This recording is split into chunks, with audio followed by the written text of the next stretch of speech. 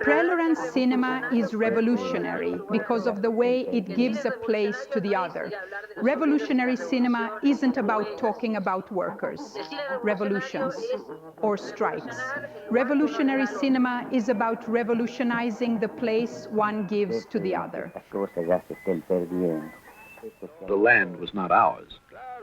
Jorge was, he came out of a different tradition. In fact, he was a bit uncomfortable with the synchronous sound and cinema verite approach. Yo soy Hermógenes Cayo. I am Hermógenes Cayo. Instead, he was inventing his own film style.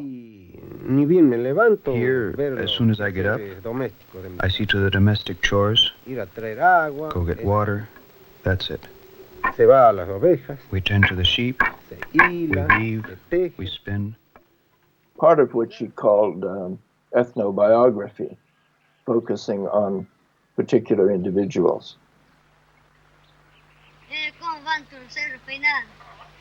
No como los tuyos, como Pero son muchas las que se rompen. A characteristic of Jorge's filmography is wanting the character to be the owner of the film. That's why, halfway through his career, he started giving the films titles with the character's name.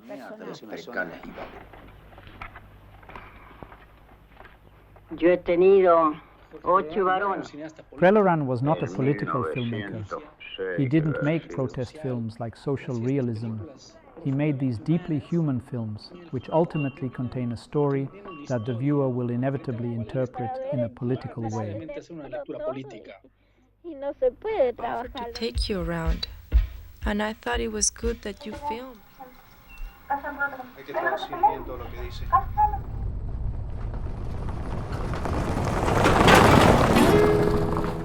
Well, when he first approached us about his collection, we knew his name, but we really didn't know his work.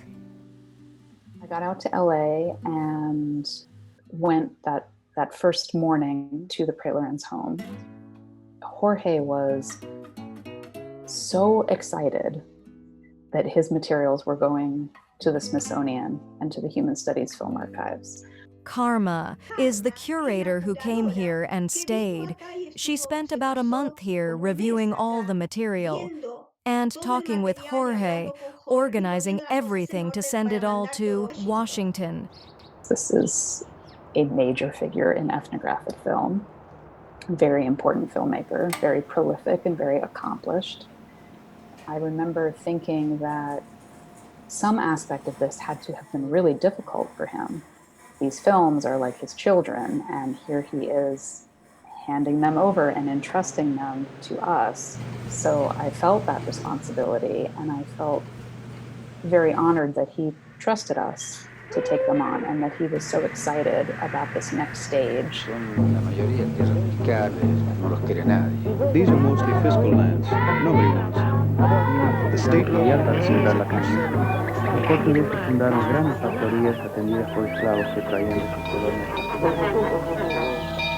finish that when you find another. And that we don't earn anything.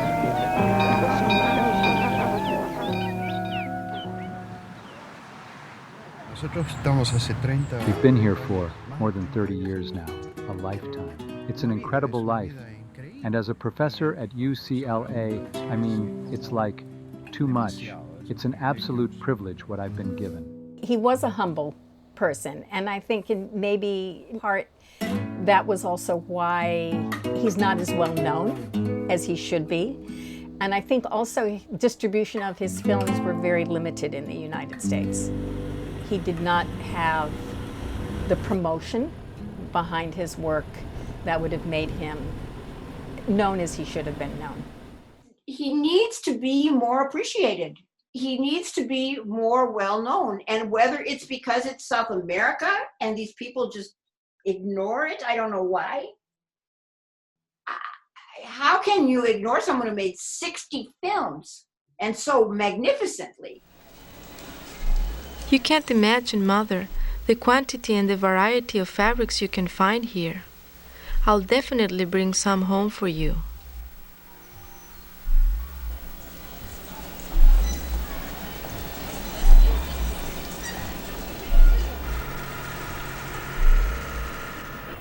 I try to do business during the weekdays. After making this documentary, what I am left with is maturity, humility, respect for others, and most importantly, to preserve my culture as it is and never lose the tradition, because that is who I am. My big wish always has been that we know who all these other people are. Gardner, Hyder, John Marshall, Jean Rouch. We know who they all are. And everybody writes it. These same guys are still writing about each other all the time. There was a big difference between what Bob Gardner was doing and Jorge. And yet they did come together at one point when Bob Gardner helped him to create the English version of Jorge's Children.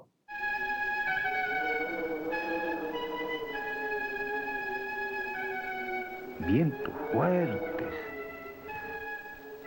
soledad, el altíplano, bien alto. La relación con Gardner no fue sencilla. The relationship with Gardner was not simple. Many filmmakers' relationships with Gardner were never easy. Because he used to defend, I'm talking about Robert Gardner, because he used to defend the films of others as if they were his own, or films that he produced, or simply advised on as if they were his own. In fact, even now, if you look at Gardner's personal page, although he has been dead for several years, some films listed in Gardner's filmography are not his. And Imaginero, for example, is included.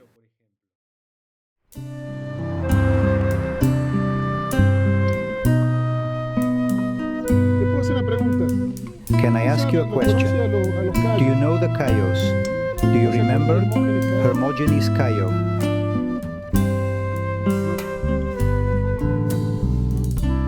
Bueno, gracias.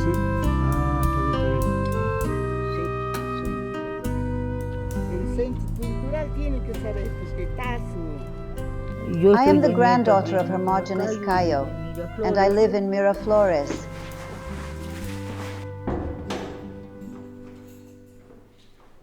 Ella se llama Rufina. Her name is Rufina Cayo, yes. Sí. Sí, todos lo conocen. And everyone knows her.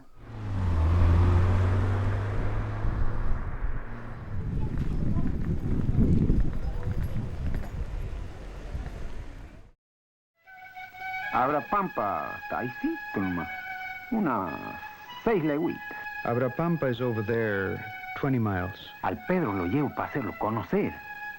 No ha ido nunca. Así para que vea cómo viajó. Tenía 6, 7 años. Bueno, me quedé impresionado. I was 6 or 7 years old.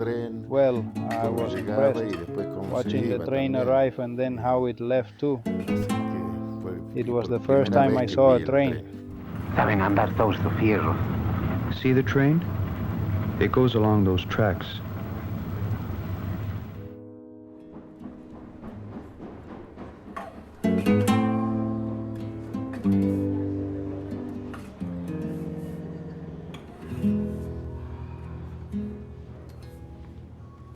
Estas muñecas es que nos traía don Jorge Prelorán. Él nos traía juguetes. Porque nosotros no teníamos Those dolls that Mr. Jorge Prelorán brought us. He got us toys, because we didn't have toys. As I told you, no one had toys. We played with natural things.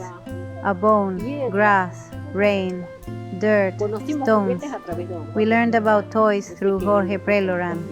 I know that after he met my dad, he brought us toys, clothes, all of that. Claro, han conocido pueblo. The children play differently now. Of course, they've been to town. if we don't have a genuine interest in the other, without trying to colonize the other in that relationship. This isn't possible, and that is Jorge Prelorán's achievement. Jorge respected Hermógenes Cayo as another person. He was interested in him, valued him, but respected him. I remember there was a lot of equipment. Each one brought their own equipment. I was so shy.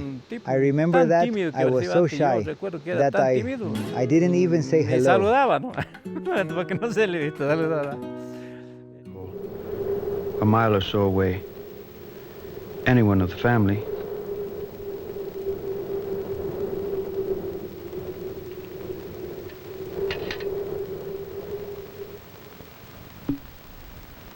Todos los días teníamos que traer el agua porque no hay más agua.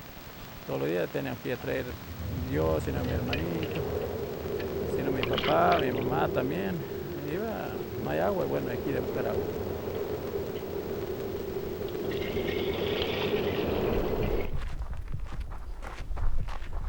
Don Hermógenes Cayo vivía en Miraflores, ahí tenía su casa, su oratorio. Don Hermógenes Cayo lived in Miraflores. He had his house, his chapel. He had his saints, he was a santero. He practiced 14 to 17 trades. And to marry the second lady, he moved from Miraflores to get married here in this church.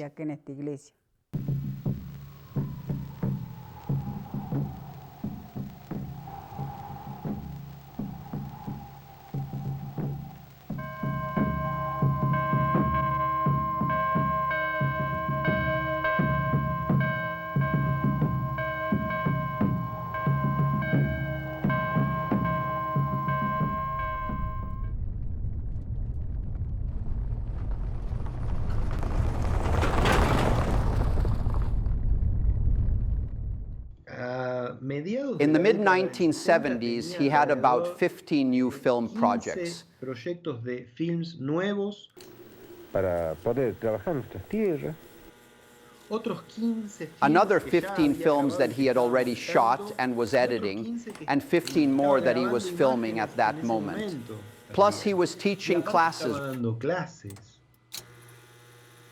He had made filmmaking a kind of way of life. You know, it was very attractive part of his personality, in fact, even though you could say he was sort of non-stop obsessive. He was, for a long time, perhaps until the 21st century, the Argentine filmmaker who recorded the largest amount of documentary footage.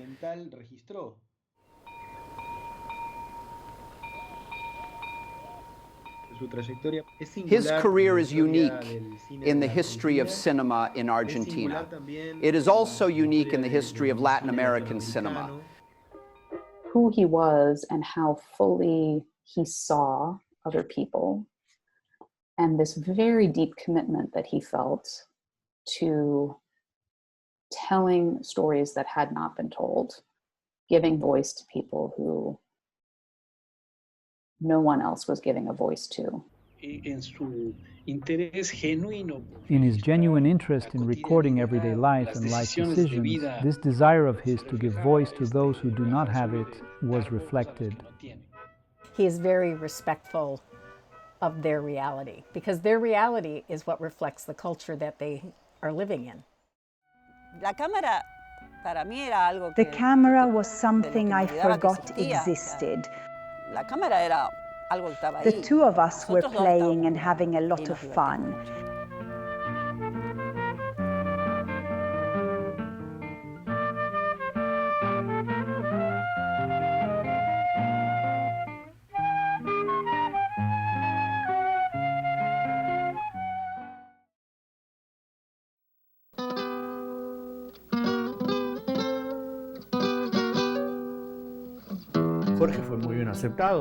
Jorge was always very well received. He was talked about after the film. He was just another character in the cattle branding.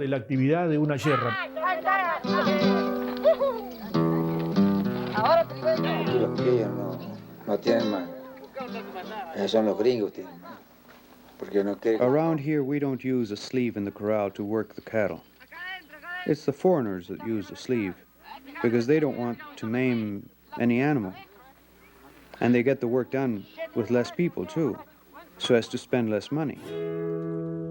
He created his own freedom as a filmmaker. You know, he chose his own subjects. He could spend a lot of time meeting the subject, learning about them.